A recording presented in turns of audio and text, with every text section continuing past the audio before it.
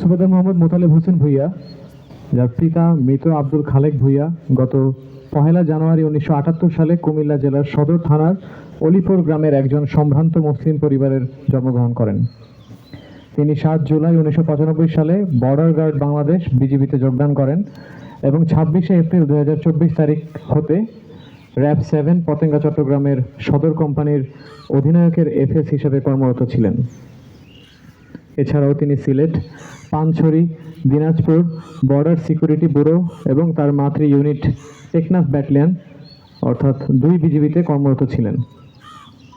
নায়েব সুবেদার মোহাম্মদ মোতালেব হোসেন ভূঁইয়া গত 19 জানুয়ারি 2026 তারিখ চট্টগ্রাম জেলার সীতাকুণ্ড থানাধীন জঙ্গল সলিমপুর এলাকায় অভিযানের সময় দুর্বৃত্তদের আকস্মিক আক্রমণে গুরুতর আহত হন।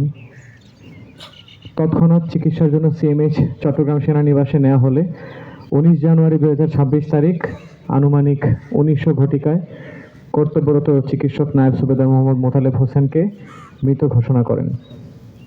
ইন্না লিল্লাহি ওয়া ইন্না ইলাইহি রাজিউন। মৃত্যুকালীন সময়ে তার বয়স ছিল 48 বছর 18 দিন।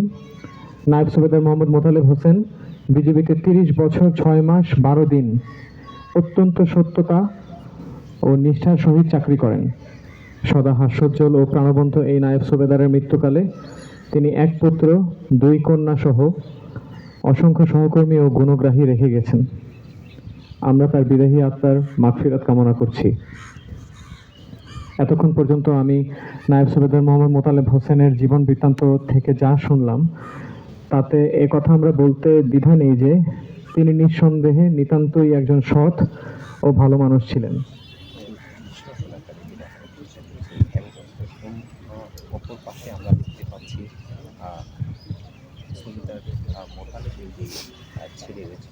আমরা সকলেই নিয়ত করছি।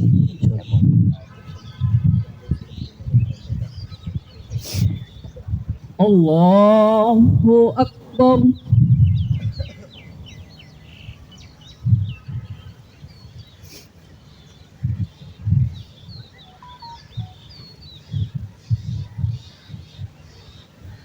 আল্লাহু আকবার।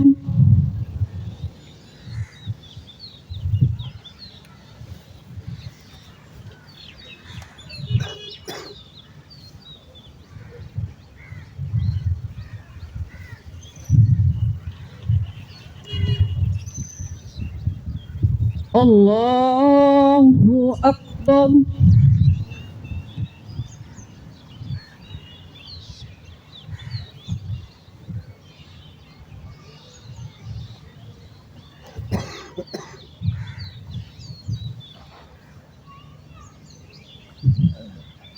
আল্লাহু আকবার।